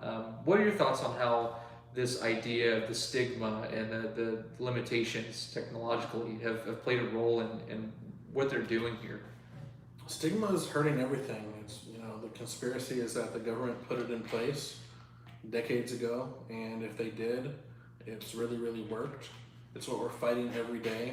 The stigma set us back so far. It's amazing. It's what is starting to change now with mainstream media, and it's starting to change with the public. It's not just, the cliche farmer seeing a UFO out in his field while he's wearing overalls and eating beans or something. I don't know, but these guys are they're military people too, and I'm not taking anything away from the farmer, and I'm not taking away anything from the country guy that sees UFOs, but there's tons and tons of military, and there's tons of pilots and police and legitimate people. So every day we're fighting the stigma. We're fighting it, and it set us back, but we're fighting it now, and we've gone so far in the last 4 years against the stigma. It's amazing. So I'm really happy, and it's interesting that they are also talking about it, because there's a stigma in the military itself to report this stuff. Either they think it's silly or they think it's going to hurt their career. And that's that's another thing that's so great about this media attention, about these reports, about these different armed services telling people that they can report it. It's changing things. And I've spoken to some military people that aren't interested in UFOs, and they automatically assume everything is drones. Well, that's great, call them drones, but you still report it, please, because if they're making right angle turns or they're really high level of speed or anything like this, call them whatever you want, call them drones, but make sure you're reporting it so people can look into it. Yeah, and even at the top of this one, this page here says, no standardized reporting mechanism existed in the Navy until the Navy established theirs in March of 2019, and the Air Force pretty much did the same thing last November, here last year in 2020. I find that kind of strange. Not that I am in disbelief of that, but it's almost like, I feel confident that people have been seeing some form of UAP.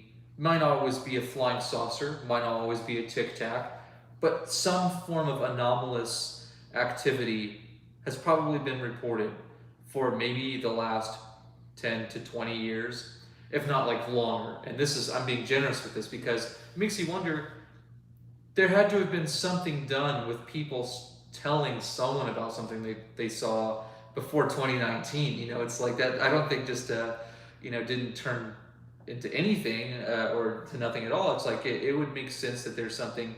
I mean, you look at, like you said, all these people, pilots and everyone, I would think that there's probably been some way for that to be made sense of. Maybe not in the same capacity as now. Obviously, this is a much different way of doing that, a standardized way. Maybe there's just a non-standardized way that ended up filtered into some, maybe one of these groups that we just don't know about publicly. It very well could be something along the lines of what, jumping back into the 50s and 60s, we have Project Blue Book, which is not a secret at all. This is something that the government has been into for a long time, is looking into UFOs.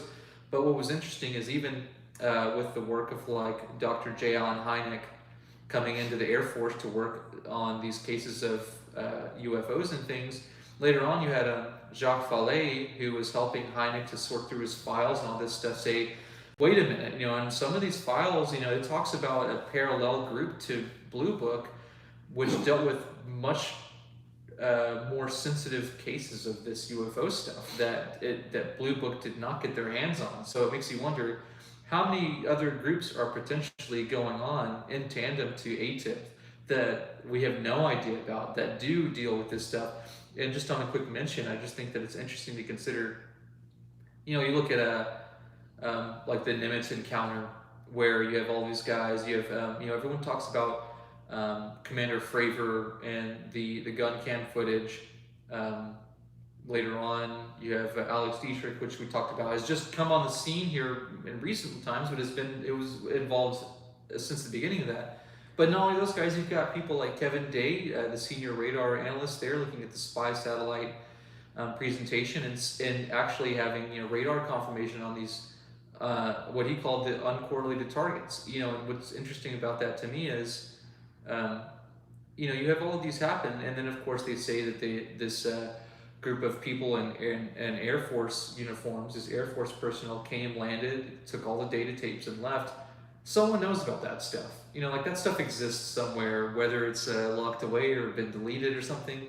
That happened. It seems like I'm pretty confident based upon those guys' testimony and their account that someone out there has an idea about what took place, not with just an event like that, but that was in 2004. So it makes you wonder, there's got to be something out there, some unacknowledged entity. It could be like a USAP, like you said, an unacknowledged special access program that doesn't call to anybody, and that's kind of a scary thought. But it makes us wonder, like, where all this stuff has been going since, going back decades. It makes us think, is there a group like Majestic 12 that has been talked about for a long time? Has a group like Blue Book been, in effect in a parallel way than the public version?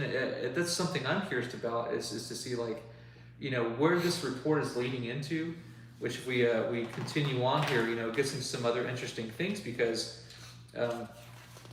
they talk about these patterns. On this next page, page 5, it says, UAP observations regarding shape, size, particularly propulsion, and that they tend to cluster around training and testing grounds. Of course, that's a big deal, is understanding the patterns and the shapes. A lot of times it was the discs, and then some people talk about the triangular patterns, and then you have like the cylindrical ones, the tic-tac ones, and of course the propulsion, which there visibly is almost none. Just like they talk about having a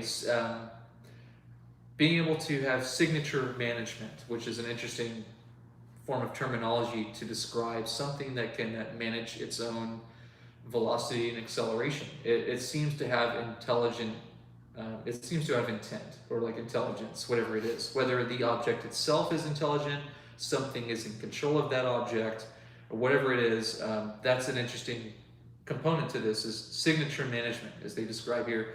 It says also without discernible means of propulsion. So some of these things don't have any like noticeable rivets or anything like what we would consider modern aviation to have. So this stuff is huge that they're saying this. This is really, really big. Yeah. These are the 5 observables that ATIP talked about, that Lou's been talking about. We actually know there's 6 observables. The 6 is human effects, aka injuries. Right. These are the observables. This is in the report. They're talking about the observables. The next thing they say is a handful of UAP appear to demonstrate advanced technology. I mean, what do people think that means? What do they What do they think that means when they say there's no means of propulsion that they can identify? I mean, what is going on here? This is directly talking about UFOs right here. This part is really spicy. I like this part. Yeah. And they are talking about UFOs. This is insane. Everyone that doesn't like this report, this is some meat on the bone right here for them. I wonder how long it'll be from this point, or I guess since yesterday, since this dropped, until we get a leak in some form of the congressional version of this, of any of it, but maybe like, let's say, because we're on this particular section, and then it can be verified or someone can vouch for its authenticity. Because it's easy, I'm sure someone out there is going to try to fake some, so-called secret, congressional classified one. And I think it's going to be hard for people to know the difference or to be able to verify it. In the event that this does leak and it can be verified, this would be a particularly interesting section to really go through to see. Because like you said, this section is crazy. It's really hinting at some, as it says right there, and it's not even really a hint at that point, it says a handful of UAP appear to demonstrate advanced technology. It lays it right out. And then in the middle of the page, UAP probably lack a single explanation. We can't stress that enough. It's such an important thing. Because it really gets into what it says, multiple types of UAP requiring different explanations, and that it has all of these different things that we can kind of categorize: airborne clutter, and it lists all of these, which we'll go through. But the main thing is this catch-all other bin. So we've got airborne clutter, which it says like birds, balloons, unmanned aerial vehicles, natural atmospheric phenomena, which a lot of people sometimes think. That's like what ball lightning is and stuff like that. Some people think maybe like the Marfa lights are a natural atmospheric phenomena. We don't really know what some of those things are, but yeah, are they UFOs? Sure, because it's just unidentified. We don't know. It doesn't mean it's an alien spaceship. I think the third one is really interesting, the idea that the U.S. government or industry development programs have something. Everyone in the UFO community has heard about this, or a lot of people talk about the idea of a shadow government, of unacknowledged programs that are, have back engineered technology, reverse engineered alien reproduction vehicles. Bob Lazar talked about this, and a lot of people think he's a huge proponent of this issue. And of course, foreign adversary systems, in the event that it's the same thing but from another country. And of course, on the next page is the big issue, I think, which is a big takeaway for a lot of people in this whole thing. Is this, like we said earlier, the section other. What this means for us. A big part, I think, it says we may require additional scientific knowledge to successfully collect on, analyze, and characterize some of the UAP. I think that's a really big understatement because, it's a little blurb, a little paragraph, but it's like that's a huge section, which makes us wonder, what all, because they could have all these other slates of categorization just for this other category. Subcategories maybe that aren't listed in this unclassified report that really sort out, okay, is this what's going on here? I think that's really interesting. And of course, below it talks about how UAP, like we said earlier, threaten flight safety and possibly national security. Because if it's in the sense, if it is a breakthrough aerospace technology by a potential adversary, then we would want to make sure we're safe either way. I mean, it's understandable that it's not that those things are happening everywhere, but that they could be, and if they are, we need to make sure we're taking defensive measures I think that's a given. I don't think that anyone should be arguing that at some point that some UAP could potentially be adversarial. It might not always mean that they're super hyper advanced, but sure, other countries might have drones or something that we need to, be on the lookout for. Either way, Yeah, there's definitely drones in the ocean. A lot of these, I don't know about the ones in the report, but there's definitely a lot of incidents with drones around military. So we know there are drones. It just makes it harder for us to discern what is what. But I don't think adversarial drones or any drones are making right angle turns or going at these huge amounts of speed and things like that. yeah, I think it's probably differentiated from this whole advanced technology. I mean, it could be advanced, but maybe not to the degree which where they're describing with like different propulsion. And so I think that's a big deal when it talks about this other section. Um, I think it's interesting just to consider. It says that we would group such objects in this category pending scientific advances that allowed us to better understand them. That right there is laying out the framework for an attempt at understanding, using new and deeper forms of science to figure this stuff out. I think that's a huge deal. That's going to tie into a lot of other stuff that hopefully might come out at some point, whether it leaks or however. This is a really big deal that I'm wondering what the classified section looks like on this. Of course, it says potential national security challenges. We currently lack data to indicate that any UAP is part of a foreign collection. It doesn't say that it's not, just as we currently lack data. I think that they worded that carefully, and the emphasis should be placed on those first four words, because yeah, it's easy to say that maybe they are adversarial, but they're saying that we lack data to indicate that, and not that it isn't, but they're just saying that it just doesn't seem that that's. And this is, and just like, by the way, this is stuff that's been seen near stuff that has our most advanced sensor systems. I think they would be able to figure out if it was adversarial at that point. And again, not that it's just totally not at all, but they don't seem to indicate that. At least in this initial report, I think that's an interesting statement. And of course, explaining UAP will require analytic collection and resource investment. Now, this is, I'm sure, another huge section in the classified report that details all the things that might be useful in attempting to manage such a huge apparatus, because I think that's what this is going to turn into. It looks like it's attempting to set the stage for something big. It says the initial focus will be to employ artificial intelligence and machine learning algorithms to cluster and recognize similarities and patterns and features of the data points. As the database accumulates information from known aerial objects, such as weather balloons, it'll be able to see things that add efficiency by pre-assessing UAP reports.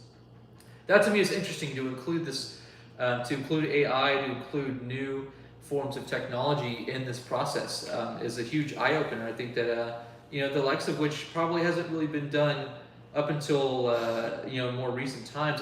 I don't know of any major reporting agencies, UFO organizations, groups, things like that are using highly sophisticated programs or even AI to make sense of this stuff. So that could be a big step. I mean, at least probably not to the degree which they have access to. So I think that's really interesting to see as well.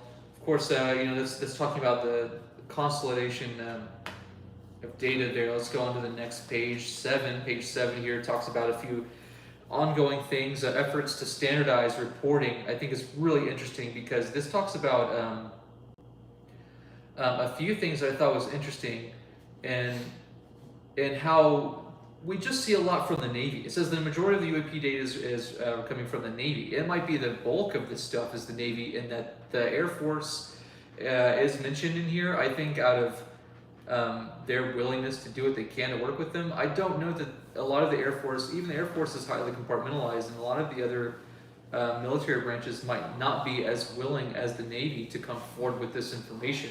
It makes you wonder, because a lot of people have talked about, the Navy knows what the Navy knows, the Air Force knows what the Air Force knows, and sometimes they'll share, sometimes they won't. So it makes us wonder, are some of these USAPs or just regular special access programs that are embedded in different branches, if that's something that's going on, are they sharing information? Are they cross-sharing, cross-referencing anything? I would suspect maybe not to, like maybe to a minimal degree, out of like reluctance. But I don't know that you know that everyone's not totally on board with this. What do you think about that? That maybe the Air Force is like some people are trying to get things worked out here to have the Air Force on board, but maybe the Army, the Air Force, Marines. I don't know that everyone's really totally on board with this transparency with the UAPTF. The Navy is doing everything. I mean, almost everything we've seen since 2017 is coming from the Navy, and they've just done it all as far as transparency. And the Air Force is like a 180-degree turn. They're not sharing anything. They're continuously getting called out by people. Over the years, they've been continuously called out by reporters over and over again. Now the task force itself is calling out the Air Force and saying, what are you doing? Share stuff with us. If you read between the lines, that's what they're saying. So the Air Force sucks. They're the ones that are supposed to be taking care of what's in the air, not the Navy. And the Navy have planes, but Tyler Rogoway said it himself yesterday. The Air Force is supposed to be doing this stuff. They're totally quiet. So we're not too happy with the Air Force right now. We are happy with the Navy. They're doing a great job. As far as the UFO subject is concerned, the UAP subject, thank you to everyone in the Navy. Thank you to the Navy leadership. Air Force needs to get with it, and they're going to look really bad because they continuously are hiding things and they're not sharing with the public.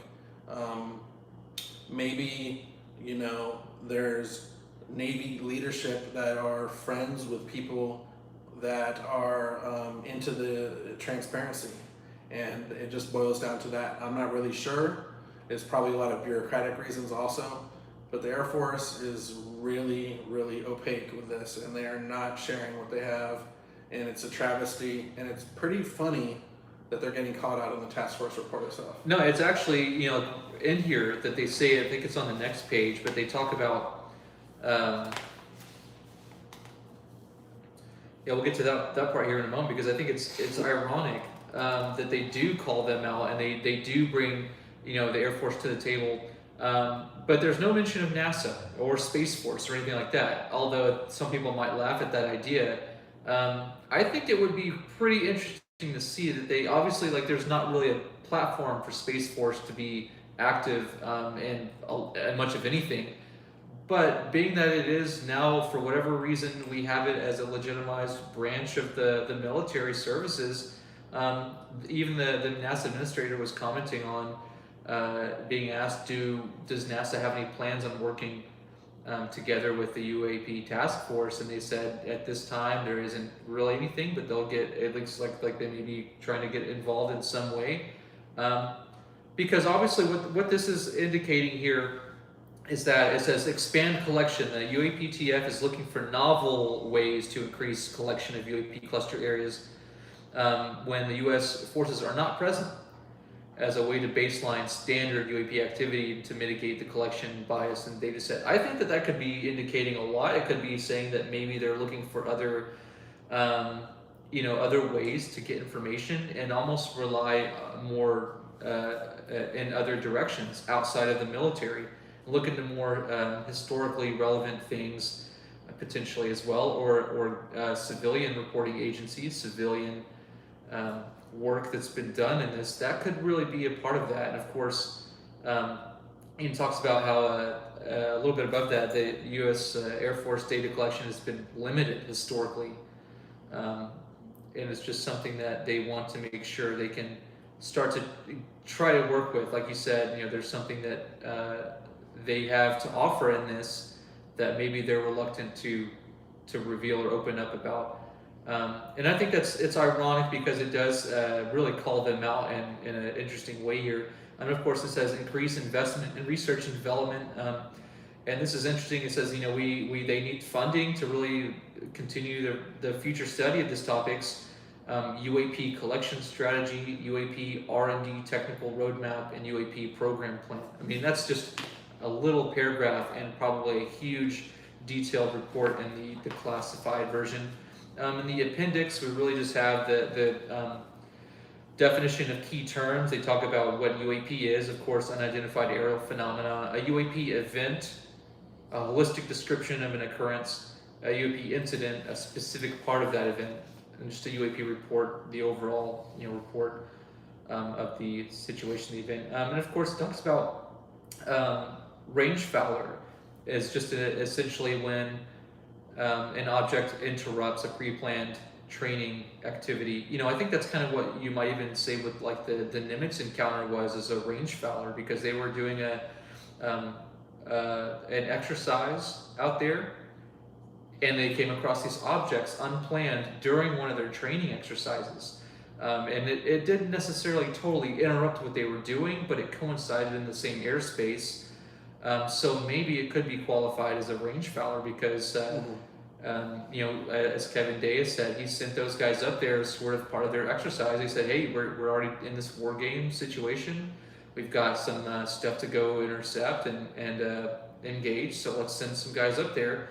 And it's kind of what you think might be the case in any situation like that, but at least it didn't come down to anyone, any losses of life, affordable losses or anything like that. At least we found some interesting things out without there being any technical stuff, any of these objects actually interfering physically, so as to cause any crashes or malfunctions in equipment beyond their scope of of being managed.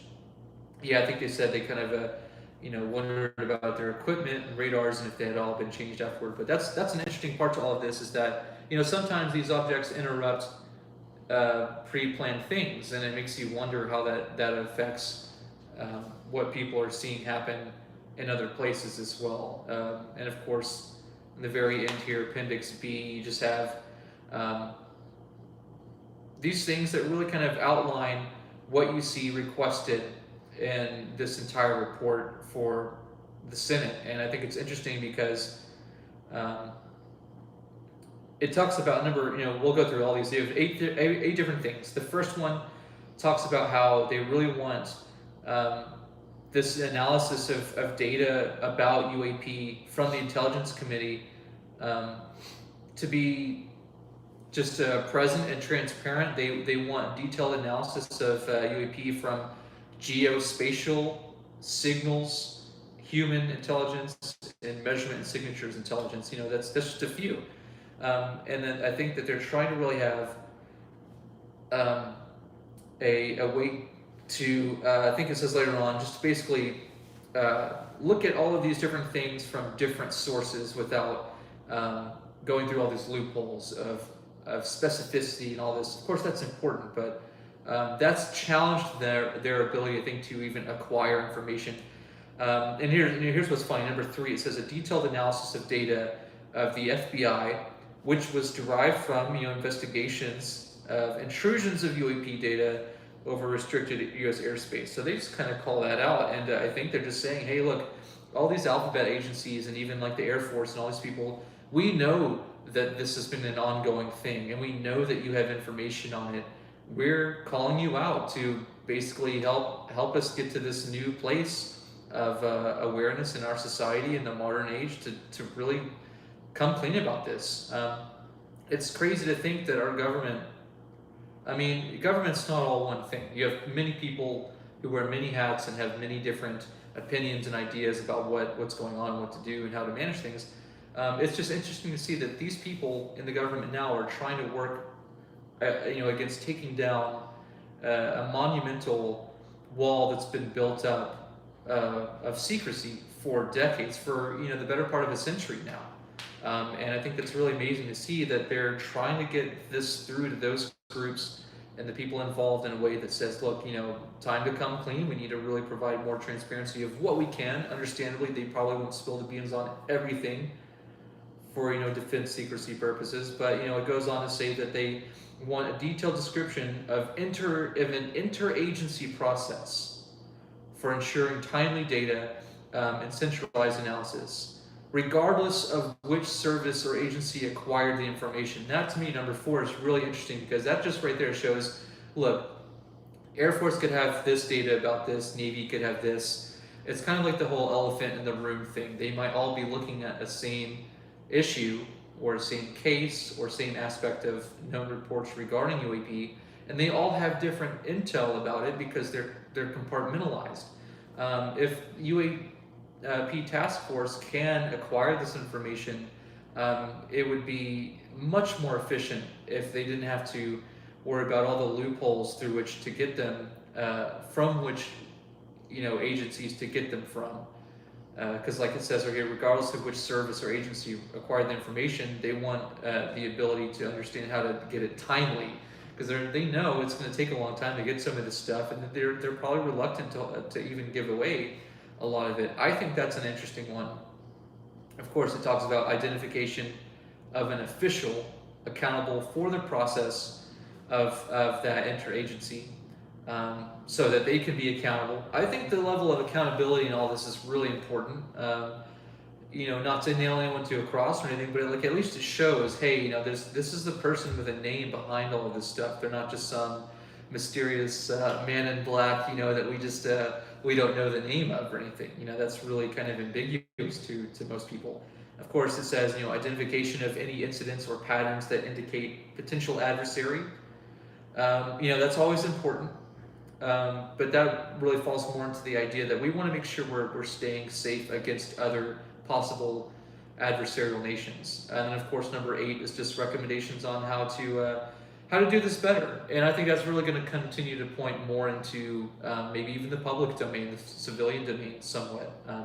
That could be wishful thinking on my part, but I think that this opens the doors to a lot of opportunities for people who've been at this for a long time, who may not necessarily feel like this is vindication or that this is like reassurance that they have been right all along, or the sort of "I told you so" thing. But it's like I would be surprised if they didn't go out of their way to at least to connect with some historical reporting or information gathering that's been done in the civilian sector by various people, groups, or agencies, simply for the purposes of trying to corroborate or cross-reference or anything like that with this stuff. And I think that those are interesting. I think, like I said, number 4 is kind of intriguing about the interagency process. And so kind of after going through these issues here with this, what would you say are some of the big takeaways you notice with this report here? I'd like to talk about, Chris Mellon, my blog, a lot of other people have been harping on the geospatial intelligence, signals intelligence, and measurement and signatures intelligence. So I'm just glad that they brought that in. I'm glad that they're looking at this kind of thing. And then there was that other page that came out, and they said that, they kind of finalized all this stuff. They made the task force apparently a permanent fixture, and they said people have to report it within 2 weeks. So that was a great reaction to this report by the government, and it's just a lot of forward movement, positive things going on.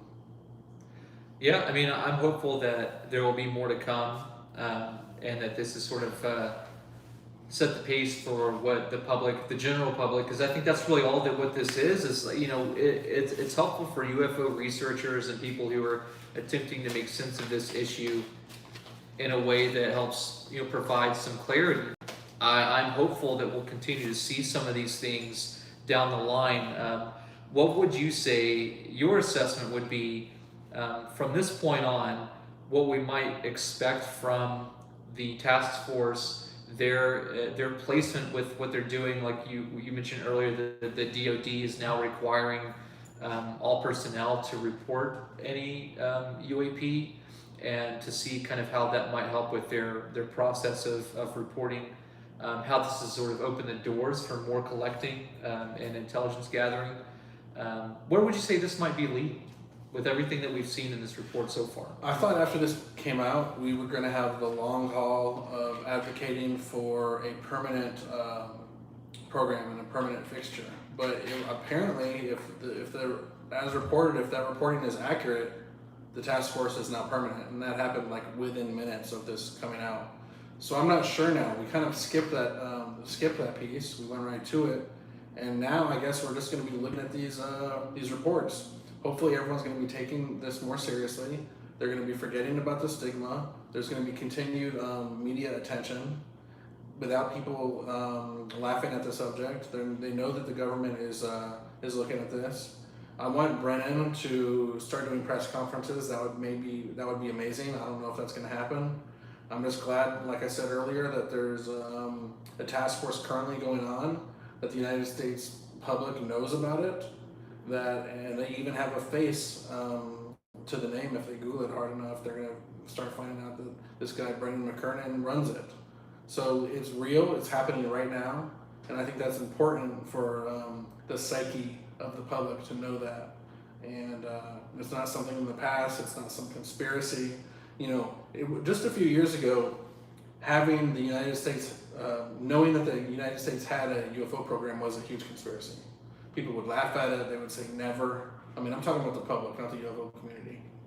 But that in itself is just like a huge deal, and it's great forward progress, and it's a huge story in itself. I mean, there's a UAP task force in the government. There is a program right now.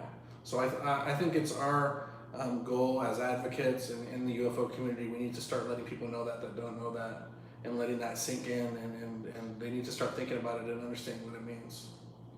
Yeah, very well said. I think that there is one more big report coming out, I think in the next 6 months or so, that we have something else to look forward to, at least beyond this initial, as it's called, a preliminary assessment. Any thoughts on what that might include differently than what we see here? I haven't heard that there's another one coming out. I don't know if there is. Maybe there is, but I haven't heard much about it. So I'm gonna have to find out more about that. I don't know. Yeah, I mean, I guess we'll all just kind of see what's happening as there was so much pressure, even in the media, the mainstream media, put on this specific report. I know to a lot of people it was really underwhelming. It was something that a lot of people were hoping would be the ultimate disclosure, to really change the world. I don't know that it's something we'll ever see of that sort of degree, but it's something I think that really helps to again pave way for where this is all going, what direction it's going in. I feel confident that the government has an idea about where they're wanting to take this. How they get there is the question. I think that's through these different releases, through these groups, this interagency process as it's describing.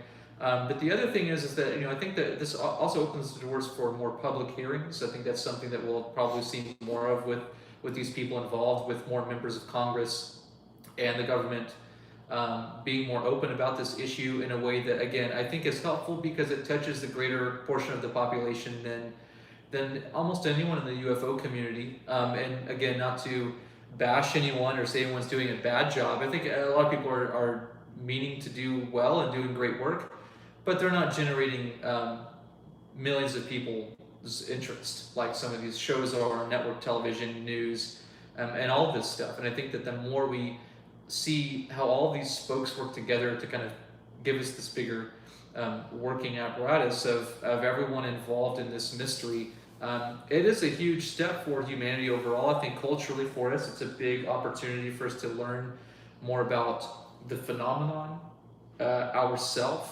And the phenomenon, I think, is thrown around so kind of nonchalant. The UFO or UAP, UFO phenomenon or UAP is not all one thing. It's not all alien related. It's not all non-human intelligence related. Sometimes it's just birds. Sometimes it's just balloons, and sometimes it really is stuff like that are just totally misidentified. But on the other end of things, where you really do have some exotic, mysterious stuff going on, where it very well could be something non-human related, that opens the doors for us scientifically, technologically, medically, anthropologically. There are a lot of ways that this can change our world for the better. And I think that once we get over that initial stigmas, like we were talking about earlier, of this fear of certain things, I think really it's the mystery which either repels us back or can drive us forward and really developing a greater understanding of our reality, whether it is alien or some other form of life or existence. There's a lot to what we can still understand here and move and to a greater part of our standard of awareness will become elevated because we're incorporating that at the basic level. To see how much effort has been put into this alone is pretty incredible. It might not be the most surprising or fascinating document. It's a lot of people, I think, saw it as something to be expected, just very sort of surface level information, not really going to give away anything too crazy. I'm hopeful that we'll continue to see these types of reports, and that maybe if there is a larger announcement sometime later this year, it can continue to generate more interest and keep the momentum going with all of this, because there's been a huge resurgence and interest from everybody, from people who are otherwise unsuspecting, who didn't know anything about this, who were kind of curious but thought it was all nonsense or just needed some other confirmation, or from someone from the government or whoever it is to come forward and say, hey, there's something to this and we need to keep looking at it. And so, of course, you've done a great job of helping to chronicle these reports to show and see how, like, a lot of these people along the lines in the UFO community, dealing with UAP, all these different things, are trying to do this work from the government, from other organizations, get this out to the people. Again, like putting their life on the line, putting their reputation on the line to really make sense of something that's beyond, one person or just the government. The government, one government alone can't have a monopoly on UFOs. It's something that's a greater cultural part of us, and I think that it'll help to generate something in us that has the potential for some amazing things. And I'm hopeful for that, but I'm not naive to the reality that it's going to take a bit to get there. There's, I think, a few different things that really have to change for us culturally to understand that it has to be more open. We can't just have that stigma about UFOs as we've had before. I think more news reporting agencies and networks have done a better job of turning this less into a mockery of things and actually looking at it like, wow, this is actually generating a lot more views than our regular stories or just other run-of-the-mill stuff. So what would you say sort of as a send-off for people who are interested, who have been either following along with this for a long time, just newly getting involved, or would like to learn more? What would you say we can hope to see as a initial step with this document coming out?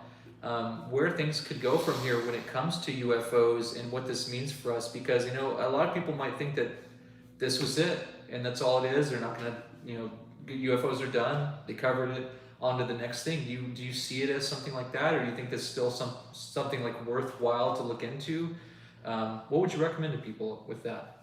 I would recommend to civilians to follow people that you think are the most credible, and Lou Elizondo is definitely credible. Chris Mellon is credible. There's a lot of people like that.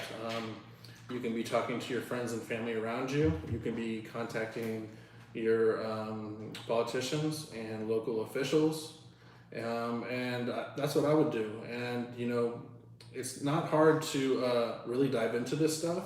It's a big learning curve, but once you really get going, you're going to start understanding what's going on. And there's a lot of the UFO community watching us now, probably not so much of the public, but the UFO community already knows, and we should be happy about this. This is forward movement. I mean, it's not everything that we wanted.